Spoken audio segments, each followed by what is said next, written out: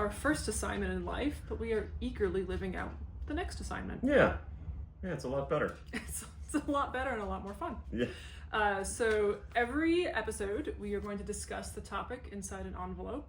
The person presenting the envelope knows. The person receiving the envelope does not know the topic. So this is 100% unrehearsed. Mm-hmm.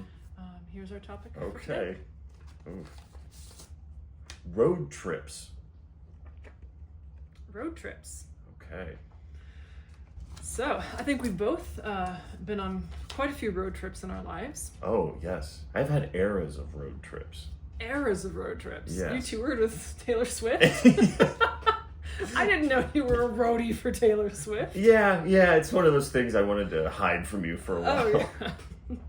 And it was very easy to keep that a secret when Yeah. you were gone for 18 months without telling me where you touring were. the world. But no, I had like kid road trips where my mom and I would travel across country in the Cutlass. In the Cutlass. The Cutlass Supreme. Cutlass Supreme. Yes. I drove a Cutlass when I was in college. Yeah, we would do our main road trip. Well, we had two main road trips. It was from Colorado Springs to Central PA. Which is a haul. Yeah, they were both 3-day road trips. And then we had Central Texas to Central PA. So Also 3 days, I would assume. yeah, and we always stopped in Little Rock. That's where we would end. That was a day. When you planned it out on the atlas that you kept in the car, which was the only way you knew where you were going. And you had to like watch for the road signs, because if you missed the road sign, you didn't know where you were on that paper map. Yeah. Because how would you know? Yeah. Whenever you get to a city, like the insert you really need to, are we going to take the bypass? Are we going to go through? Yeah. When you turn the page on the atlas to get that enlarged view of the Yes, city, exactly. and then it shows on the atlas like this is the enlarged portion. Yes. Yeah. Those are good old days. And we always had kind of the same road trip foods. Road trip food. Yeah. That's like a whole subtopic unto its own. Yeah.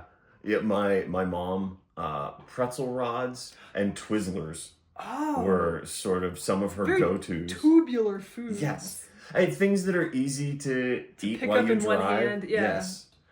Our jerky was Lebanon sandwiches. Lebanon bologna. Lebanon bologna. Yeah.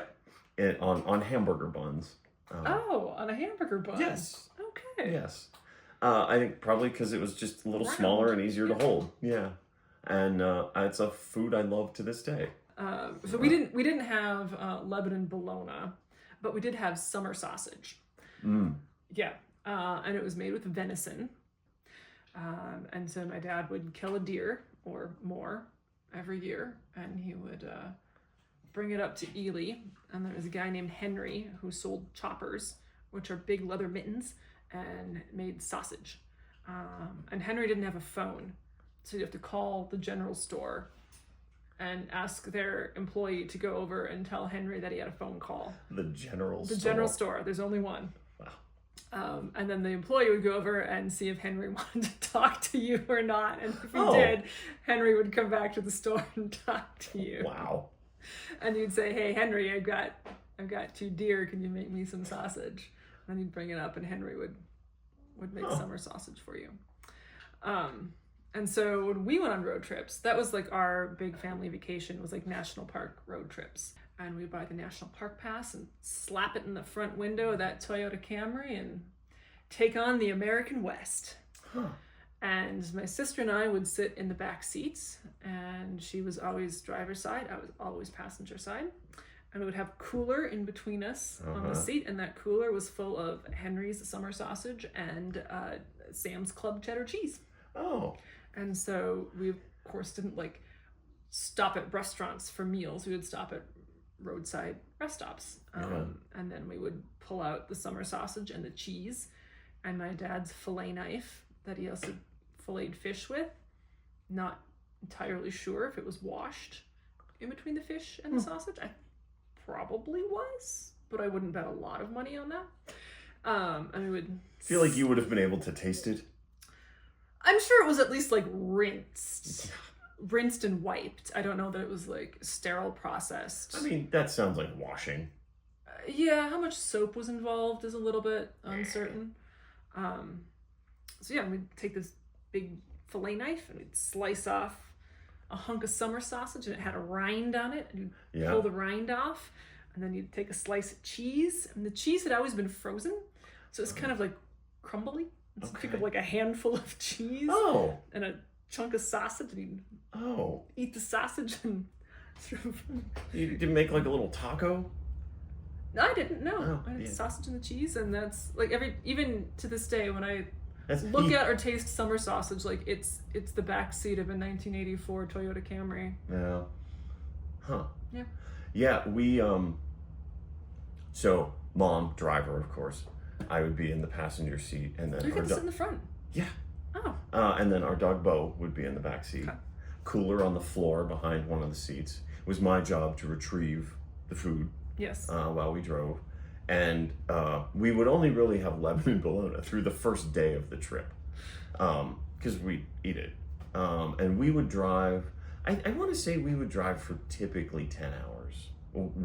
Mom would drive for 10 That's hours. That's a long haul for one driver. Yeah. My mother can drive like nobody's business. We would, our goal was to get from point A to point B. So if we were stopping, it was a rest area to walk the dog or to use the bathroom, and then we're back on the road. Or we are picking up drive-through Arby's or whatever and getting back in the car and getting on the road. We were not there to dally and enjoy browse the postcard racks. No. No. Absolutely not. Mostly, it was, we are there to drive and to get where we're going. Because it's already a 3-day trip. We don't need to extend it anymore. Yeah. Yeah. How would you pass the time in the car? Oh. So you had a sibling to actually interact with. I had a sibling to fight viciously with for hundreds of miles of the American West. This was the days before you would have like a computer device type of thing to play on. Like, we didn't have an iPad. We didn't even have a Game Boy. Yeah. We didn't have any kind of electronic entertainment whatsoever. We read books. Yeah. In the backseat of that car. We read a lot of it. We would go to the library before the road trip, and we would get like road trip reading books. So I read like The Saddle Club. I think I read Anne of Green Gables. I know I read Little House on the Prairie in the backseat of that car. And when I got into high school, I was in my Robert Service era. If you don't know who Robert Service is, he was a Scotsman who went to the Canadian Yukon. Honestly, Jesse, everyone knows who Robert Service was. I don't know why you but continue. I'm giving context to this person. He was a Scottish banker who chose banking because it had a great holiday system.